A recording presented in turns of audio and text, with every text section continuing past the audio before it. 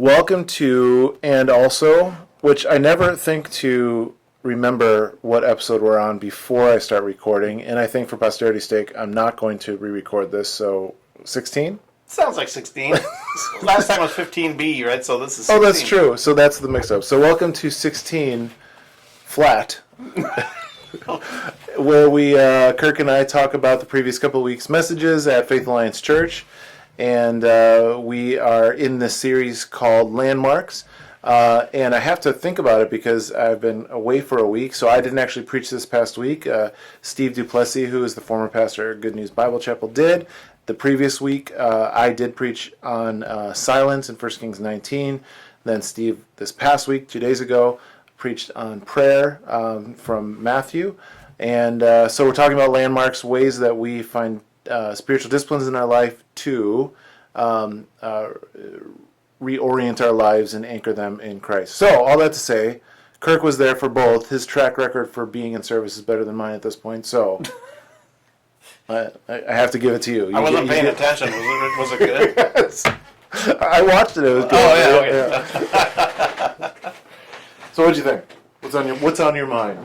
Well, after service 2 weeks ago, you and I were talking about the amazing story of Elijah as he wanders off. And how amazing it is that he leaves his servant at Beersheba, wanders off to the mountain where Moses talked to God, hangs out in the cave, servant's still hanging out waiting. And then God said, well, what are you doing? And he wanders back and finds the new servant, Elijah. Another servant is still standing there.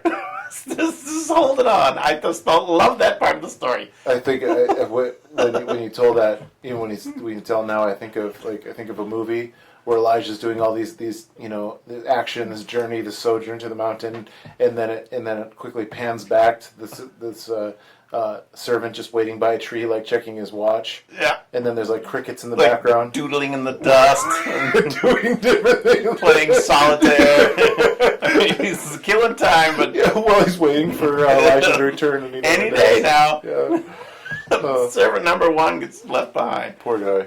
Yeah, we don't see if there's instructions to and then go back home. It never says anything about it. It just says he left his servant there, which is just great to me.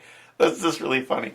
At what point is the servant like, all right, I'm done. I quit. It's been 6 months. That's it. I have a threshold. I'm over this. Yeah. I don't know. But in any case, yeah, that whole finding silence is so important. Finding a time to stop and listen. It's before the pandemic, I don't think a lot of people did spend any time Very with much their so. thoughts, right? We were all rushing around, Yeah. living lives, keeping busy And sometimes rushing around to avoid to avoid the quiet. sounds, to avoid Right. the thoughts in your head. Yeah. And then came toilet paper shortages, and we were all home Without toilet paper. without or a lot because some people stocked up. But in either case, people are now spending some time either with family really closely or by themselves in their apartments with their pets or their plants, and it's some time for reflection, and it's a forced time of reflection, which everyone should take pause at that, but it's a time that we all kind of needed, and I think a lot of people reflected on their lives over that time, and some people have changed how they are going to proceed. Yeah. So there's a thing, a cultural movement that's happening it's either called the Great Migration or the Great where just bunches of people are quitting their jobs. Yeah, And relocating. yeah, absolutely, because they can work from anywhere. Right. Or they define a new career entirely. Yeah. And so do you like so actually that's an interesting thought. So do you think So obviously there's causation to say that COVID did something, and that's what I want to talk about, did something to cause not a small percentage of people, I mean a rather large percentage of people it's a lot. to move. I mean even people that I know, I a good 6, 7, 8 families that have moved cross country even in the last year. So what has what's caused that? Like what do you think the not just caused the movement, but something happened to disrupt people enough that large chunks of them, not just here, but are moving all Everywhere, over. everybody. So would you say that that was a reflective time to kind of wake up to something new that they hadn't been considering before? Like silence caused that, or I think the routines are broken, right? And we all need a moment to do that, right? Yeah. Routines Yeah. are broken. Huh. A time to reflect on what that routine meant, and then you're given the opportunity to continue or change, right? It's that change the ending book, right? You can make, there's a fork in the road. You can continue on the same path. You can do something new. And I think a lot of people looked around and went, I'm trying something else. And do you think, given that if there wasn't a pandemic, do you think they wouldn't have been afforded that choice? They would have had the choice, of course. The choice had always been there, right? Right. But no one stopped to reflect. No one stopped to reflect. So do you think it was a pacing? Like the pace just slowed down enough that people could say, "Oh, I could continue, or I could do this differently, completely different." Well, and I think some other things changed in the work world as well. I mean, I hate to dwell on this here, but Yeah. but I think that some things came up where businesses changed how they functioned because they had to, Right. and suddenly it was more accommodating to everyone. There, I mean, suddenly restaurants are outdoors and people are working remotely in their pajamas. So the sale of better clothes has gone down, perhaps. Yeah. Right? And it's interesting to see how all of that is affected by everyone taking a breath and going, "Wait a minute." Huh. But that aside, I mean, I think it's so important to regularly pause, reflect, and Yeah. look at what's going on. Like, you can't just run straight at 100 miles an hour all the time. You're gonna pass out. You gotta catch your breath every once in a while. Is the silence, or I'll say silence. I was going to say silence and solitude. I'll say silence. We'll keep to that for now. Is that just the rhythm of stopping? Do you think that's like, so just because, so I'm going at a certain clip, I choose to stop, and is it the act of stopping that allows me to see different directions that I could take, like, or is it something else? I mean, what allows you to kind of, catch your breath? I think our brain can only process so much, right? Yeah. Right? Our eyes only perceive so much. Right? Yeah. We can't see things that blink faster than 1/60th of a second, for example. Yeah. It's just a constant light, right? Or something like that. So at the same time, we can't process that I have many options when I'm trying to accomplish this thing all the time. Huh. So unless you stop and pause, deliberately pause, Yeah. which is why I think people like, to this day everyone does, like vacations, right? Right. A vacation is a break away from a routine, Yeah. and that breakaway gives you time to catch your breath sometimes. Most of the time, for most people who work in offices somewhere, that breakaway means that my emails are piling up and it's worse when I get back. Yeah. On the American scale. On the European scale, right. The month I spent at the beach in somewhere Eastern Europe was lovely and wasn't that great. Now, Americans don't take that step, right? So we're trying to accomplish some amazing goal our entire lives for someone else.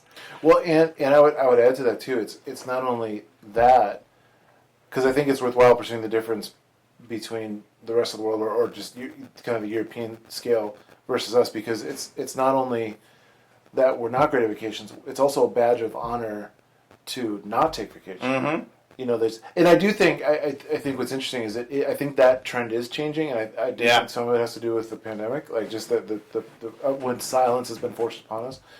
But there's been this idea where it's a badge of honor if you could, you know, I used to have friends who worked for a company and they would get paid out if they didn't take vacation. Right. They get paid their vacation days if they didn't take it. Yeah. And they would just rack up vacation days and get paid for it. And so the company rewarded them for not taking a break. Yeah. You know, and never. So, you know, I wonder if like you said, you can only do that so long before you pass out. And I wonder if there's just been this collective sense of like something's wrong. Yeah. And this is what it feels like to take some kind of breather, even though we wouldn't have chosen it, and even though it wasn't in the best of circumstances. No. It was still a pause, some silence, and it was like, oh, maybe we can do this differently. Yeah. You know? So again, it goes back to what you said about it opens another option that we just didn't. You can stop and see it. Right. Yeah. Which, that's always the most amazing thing, that something had always been there and you missed it because you weren't looking. Yeah. You've been focused on this other thing. Well, I don't know if I actually asked it. It's been 2 weeks now, so I don't remember what I said yesterday, let alone 2 weeks ago. But I do know in my notes at the end that now that I'm thinking, I may have skipped it. But one of my favorite questions to ask. This was a deleted scene from the This is a deleted scene, yeah. One of the questions I like to ask just generally, but it worked in this message, was, you know, how would you even know if God is speaking to you right now? Meaning, are you moving at such a fast pace in your life that if God were speaking, it wouldn't matter because you couldn't hear him anyway, right? And I use that on my own life. I do a check on my own life. Like, am I moving so fast that if God was trying to speak to me, because God is, you know, gracious enough to not, you know, run after you and have to be like, hey, I'm talking to you. He just kind of stays where he is. He keeps saying what he's going to say, and he does it in a low, gentle whisper. And I know he uses different tones for different things, but generally, God is not rushed by, you know, or impressed by our speed. So, you know, it's easy to move too fast to hear God. And so I often wonder, am I moving at a pace that if God were speaking, too fast to I hear wouldn't be able to hear our him. kids, our spouse. Right. Right? Yeah. And never mind originator of all life. Right? Just the person next to you. Right. How Yeah. often do you miss Yeah. Because you're busy doing something else. Yeah. the person who needs help that day, like the person who's feeling down next to you, and you skipping past because too busy. Yeah. All that. There's a bajillion things that go on, and that's a mathematical number.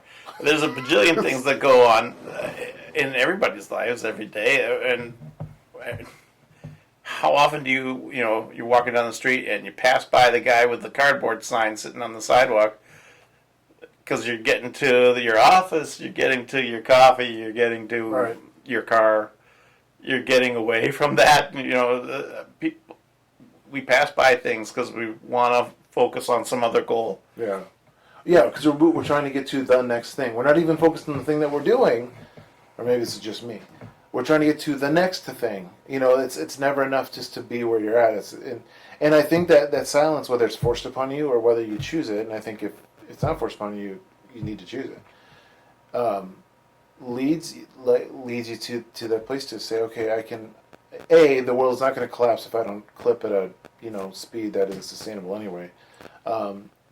And B, sometimes it's honestly really good for us to recognize that the world keeps spinning whether I'm running or not. Like, how did it function before I got here? Yeah, exactly. Like, obviously, it needs me to get as fast as I can from point A to point B, and it's like, but it offers you to be in the present, see things that you wouldn't see otherwise. Just like when you drive from a place, point A to point B, name it, you see certain things. But when you walk it, it's like a totally new landscape. It's like how did I never see that before? Mm-hmm. In my family, I do 99% of the driving. Like when we were on vacation last week, I did all the driving because Robin doesn't like driving in places she's not familiar with. So I do all the driving. So I'm rarely a passenger in a car. And so there'll be times when I am a passenger in a car, like around here in Attleboro, and I'll be riding along. Josiah's getting his license, so he'll drive now, and I get to be in the passenger seat for once. That is fun. And I'll be, well, it is now. For a couple months, it was the scariest thing I've ever done in my life. It was. Congratulations, Josiah. Yeah. But as he's driving now, and it used to be that I couldn't look out the window anyway. I had to just like stare and use my imaginary driving or steering wheel. It's the imaginary brake that's Yeah, always and then fun. yeah. But now he's good enough that I can like stare at the window, and we'll drive the same route that I drive, twice a day, and I'll be like, oh, I've never seen that before, because my perspective is different. Yeah. I'm not focused on the same things I usually am. So I think that's the same way where it's like stopping, pausing, practicing silence allows us to see things that we wouldn't normally see, and therefore, I think, to your point, choose things either the same, but to give us new options that we didn't think we had before, like Elijah. Like, Elijah's only response in that moment was like, hey, he needed to eat and drink. He wasn't even doing that. He's like, they're after me. I've done everything I can. I wish I was dead. That's his option. And it wasn't until he was silent that he got to sleep and eat.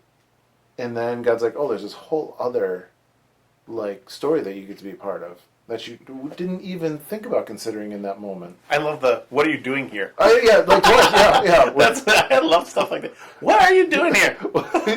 He's like, I've been very zealous for the Lord. He just kind of goes into his wife. Yeah.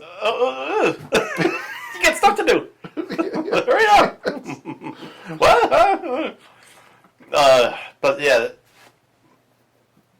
there are a lot of practices that pause on purpose, and it's a practice that David did, right?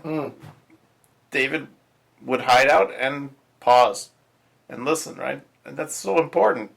So many people just keep going. Yeah.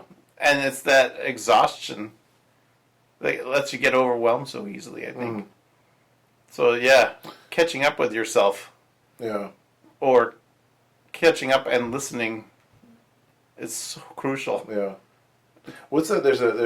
It's apocryphal. It's like maybe a parable kind of story, but it's about this African tribe who they would travel along the land, and they were traveling with people from America, and they would travel a couple miles and they'd stop, and they'd wait, and then they'd do it again. They'd travel a few miles and they'd stop and they'd wait, and they'd do this for a while, and then finally the people who are unfamiliar with the way that they're traveling say, "Why are you stopping?" And they said, well, when we stop, we have to wait for our souls to catch up with us. Like our souls move much more slowly than we do, and so we stop so our souls can catch up with us. And it's apocryphal and so on, but it's an interesting, just visual, I guess, of the rest of us can't keep up with the pace that we're going, and if we don't stop, our souls will never catch up with us. Now that makes more sense why the Kenyans hang out at the finish line so long. That's it. I get it. They run so fast and they had to wait for the soul to catch up. I get it now. But I wonder, I think just we move at such a pace that our souls can't keep up. And I would say too, our relationships can't keep up with the pace that we often keep. And I think maybe the reason, this is a bit of conjecture, that, and it wasn't like this for every family, of course, but I heard a number of stories over the last year and a half where families got closer, simply not because they were going on a grand vacation to the Serengeti, but because they had more time. It was legitimately not a qualitative, a quantitative issue. It was just more time. That's all it was. And that, not for every family, but families got closer because they had more time. It's like the relationships and their souls caught up with them a little bit. Get to recognize each other again. Yeah, it's like, oh, this is what you look like. Yeah. I'll tell you, we were in Amish country last week, and Lancaster County in Pennsylvania, and we took a buggy ride, Which looked awesome. Yeah, it was pretty cool. But so this guy David was our buggy ride, and he was Amish. or at least he That's his code name. said he was Amish, and he looked like he's Amish. I guess he could have been something else. But Did you check his license? but he was, we were all in the back of this buggy, and he was in the front of the buggy with the horse. And so he took off down the street, and he's, was walking with the horse, and he's clipping along, and all of a sudden he turns around and like looks at us and starts talking to us. And I have this like moment of just panic, because I'm like, watch the road. Horses watch the road. Right, and so, but then it dawns on me. I'm like, oh, he doesn't have He to. is autopilot. The horse is watching the road, and he's moving slow enough that, like, If we hit it, yeah, it's not like we'll just go oh no, and I was like that. And then he looked forward for a while, but then he just turned around and put his arm around behind the thing and just talked to us for a little while and stared, not even paying attention. And I was like, oh, this is the pace that they live at. They're not like just it's such a. I'm not romanticizing the Amish. Not that that's bad. I'm just not doing that because I know it's a hard life too.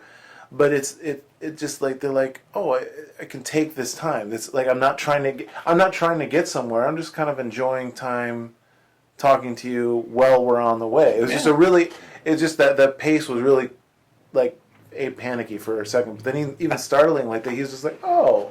So, as he turns around, like asking us questions about our lives.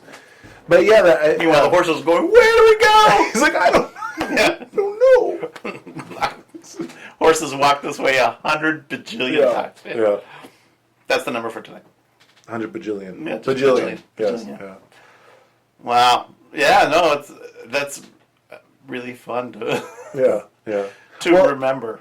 Yeah, and it's just like it reminds me just that I don't need to go at the pace that I usually go at, and nor does anybody for that matter. And how would that whole experience have been different if it were like a taxi driver who was focused on the road and you got nothing out of any conversation other than where you folks from? And that's all, because all he wants to do is get to the next point. Yeah. Whereas this guy's got time to turn around and talk and share and answer questions. Check and the tip envelope. He did. He did. Yeah. He was tipped well. That's great. No, that's a great experience, especially for a place like that. It's wonderful. Oh, it's good. I absolutely recommend it. But it just that slower pace, that purposely slower pace, because we did some research on the Amish, and part of the reason there's a number of reasons. Part of the reasons why they choose to live the way that they do is because their primary priority is God, but then their family, and so they can only go so fast if they want to have quality family, and so they feel like if they because it's not like they're unaware, and they find loopholes for stuff electronically, but it's not like they're unaware of everything. But they choose this life not primarily, but because family's important enough that they place limitations on their work, so they can only work when the sun's up, right? They can only farm their field when the sun's up. When the sun's down, they go to bed. And so it's just really interesting, like how they've forcibly limited themselves so that they like purposely have relationships. Mm-hmm. And I'm like, what does that look like for us to? I'm not willing to give them my car. Although, as a quick aside, I did walk by an Amish, it was a true Amish farm. Buggies in the garage. And it had a Tesla in the driveway. I still plugged into what? They had solar panels. Oh, okay. All right. It had a long plug leading to the house. Tesla, buggies in the garage, and as I was walking, an Amish woman, not a Mennonite woman, an Amish woman came down the stairs. I wish she would have gotten in the Tesla. She did not, but she would sweat into the garage. But I still can't really reconcile that. But it was amazing. Because it was wireless. I don't know. I guess. I don't know. Not connected to the grid. Yeah, I guess. But what do they do with a giant panel? How do they even? It was on the. No. I mean the panel inside the Tesla. I'm just curious. Oh yeah, that interaction has got to be bizarre. But yeah, I don't know. It was the craziest thing. I just could my whole brain was just just frazzled with it. It's not like they're from a different time. They're the same time as us, but I know, but you have a buggy and then you have a Tesla. Like, Yeah, I could see like a buggy and like a Toyota or something, but like, one requires less feeding. maybe, maybe. I don't know. Yeah. Either way, so like just the idea of the pace just like helps you to kind of remember who you're connected with. So Yeah, that's important. Yeah. yeah. But the pausing for the silence, and then this past week was about prayer, and I don't think you can. I mean, sure, you can pray without ceasing, right? Pray all the time, constantly, just open conversation. Because, like you said, you can't outrun. Always with you, right? Yeah. So the conversation can continue perpetually. But as he pointed out, long, flowery speeches repeat. So that, no one wants to hear the same dialogue over and over. As funny as a line from a movie might be, the 30th time you've heard it, you want to put your head through the table. Right? It's like, you're like, okay. I got it. You like that movie? Yeah, it was really funny, and now it's not, right? So it's the same thing. That's We're good. gonna go, alrighty, Yeah. I heard that the first 1,000 times. We got it. But, there are things that weigh heavy on us that we wish could change. And, you have not because you ask not. And so a lot of us ask a lot. Yeah. Right? But at the same time, there's that point where he knows. He knows. And sometimes there's things that we have to bear because the end goal is it makes either us or somebody else better. And then there's times when we bear those things to see a miraculous change, right? At the end, a surprise that right, things can improve Yeah. in ways that we didn't expect. Sometimes the improvement is our attitude and not some physical change other than that. Yeah. Do you think silence primes us for prayer? I'm leading the question a little bit. Yeah, I think that it sets up reflection. It gives moment for reflection, and that reflection lets us, that time when you get to look inward and say, oh, hey, wow, that hasn't been good. Or this is more than I can handle. Those are the kinds of things that we talk to God about, right? More than I can handle. I need help with this. The crazy ones that we spout are the, the people who are like, get that guy in the car in front of me, or, my crazy neighbor, or, that guy on TV, whatever it is, that will not happen. That's not what it's about. It's a conversation. All right. Anything else to add before we officially wrap it up? Can you find another way to use bajillions? There's bajillions of reasons to stop and pause. Yeah. And bajillions of reasons to continue to pray. That's what we're talking about, prayer. All right. Well, that's a good way. That's a good way to end. Next episode is the bajillionth. We go from 16 to the bajillionth Yeah. episode. Well, thanks for the 16th before the bajillionth episode, and we'll be back in a couple weeks, which is like the end of August, beginning of fall. But it's just more shocking to me than anything. It has no bearing on what we'll talk about. We'll talk about other stuff. There is no fall. There is. There is only raking. Perpetual raking, and it's still hot. And then suddenly cold. And then freezing. I cannot wait for the after that. It just gets me into the autumn season. Pumpkin spice, and it's hot. And it's hot. And now there's no shade. Because leaves are gone. All right. On that note, Yay, fall! yay for fall. All right. We'll see you next time. Bye.